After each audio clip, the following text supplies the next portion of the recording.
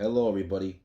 Thank you very much. I very much appreciate you guys watching as I try to tough it out in this hot ass garage in an attempt to try to discuss classic movies with you all. But I am Orlando Ruiz Jr. Welcome to another classic movie review. Right now, I'm getting into a 50s film.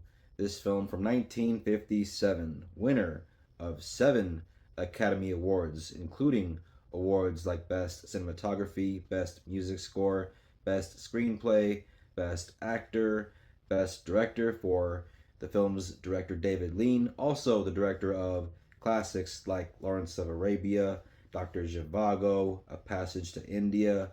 But right now I'm getting into his classic film, The Bridge on the River Kwai. Based on the novel by Pierre Bouillet, this film tells a very compelling and exciting story that takes place during World War II in 1943 in a Japanese POW camp in Thailand, where you have an entire, I want to say regiment, but I'm not sure exactly what you'd call it. A lot of freaking men, a lot of soldiers, British Army soldiers, and also Colonel Nicholson, um, Alec Guinness's character, who is their leader. And so they're all captured by this Colonel Saito, played by silent film star Sesu Hayakawa, who was also the villain of uh, Swiss Family Robinson. I believe he was the main pirate. Now, I don't know about you guys, but for me, William Holden was one of my personal favorite movie stars of this era of movies. When it comes to actors of the 1950s, when it comes to the golden age of Hollywood and the best actors, the best movie stars, when you're talking Marlon Brando, James Stewart, Cary Grant, Humphrey Bogart, Anthony Quinn. I think that William Holden is definitely up there with the likes of greats such as those guys, and Sabrina, uh, Sunset Boulevard, The Omen 2, even a great classic episode of I Love Lucy where he shows up at the Brown Derby and Lucy famously spills food all over his face. The guy is just so much fun to watch in anything, and he's great in this movie as Commander Shears, ally to British Colonel Nicholson. Colonel Saito has a very limited amount of time to have this bridge and railroad constructed over the Kwai River between Thailand and Burma, and he can't do it without the British. He can't do it without Captain Nicholson.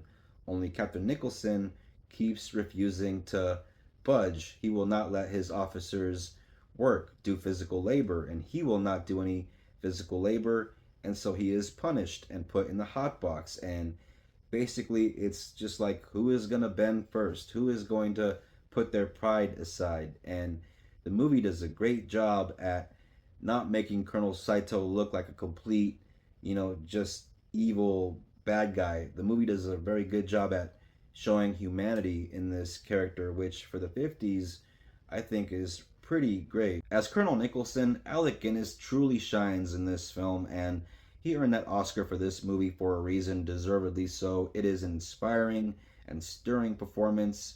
It is a character that is faced with degradation and adversity and yet tries to maintain his sense of dignity and faith in civility, trying to inspire that in his men. On the surface, it may seem like Colonel Nicholson is the very personification of an English gentleman throughout the film, but at times the movie will hint to us, the audience, through dialogue from William Holden's character, Commander Shears, that he's just as nutty as Colonel Saito and shares in his madness at times, and that these two guys have quite a bit in common. The film is a bit on the long side. It is almost about 3 hours, and when it comes to old-fashioned Hollywood epics, this is one of those movies where if you're invested in the story and you're following along with, the characters and all that, and you really allow yourself to be immersed into it, you won't really feel the runtime, I think. At least I don't whenever I watch this movie, because I just get kind of caught up in the whole situation with the men, the POWs, and there is a bit of a situation where there are escape attempts, and whether they're successful, I don't want to spoil that for those that haven't seen, but the movie also revolves around this bridge, of course, building the bridge, and also blowing up the bridge. Now, as much as I love this movie, I have to point out a couple of things that whenever I watch it do kind of stick out to me and make me kind of chuckle to myself. Maybe I'm just a bit immature, I don't know, but the whole thing about Alec Guinness's character, I know it's in the Geneva Convention and blah blah blah. You know, officers shouldn't work and he shouldn't work with his men because, you know, he needs to make sure that they know that there is order and that he is the guy and the leader and he needs to inspire them to, you know, hold those high ideals and all that, blah blah blah. But sometimes it just feels like a guy that's trying to get out of doing some work, and watching him sometimes really just like trying so hard not to, you know, give in, it kind of seems like that to me. And I know that that's not what's going on. I know that his character is better than that, but it does kind of look that way at times, especially maybe from Colonel Saito's point of view. I don't know. For the most part, Colonel Nicholson, Alec Guinness's character, is very likable throughout the film, and the way his character is written, you just kind of root for this guy. You know, he's just so unflinching and just Mr., you know, dignified, right? But then you get to the final act, the third act, and his character really hasn't changed, but his character makes certain choices that don't seem all that intelligent. And the guy has kind of maintained this aura of this super dignified, smart guy throughout the entire film. But in the last moments of the movie, not so smart. And so the way the character is written around the end of the film, don't care for it. And something else that kind of rubs me the wrong way when I watch this is what they do with William Holden's character, Commander Shears, a character that has more to him than meets the eye. So you find out more about him and his story as you keep watching.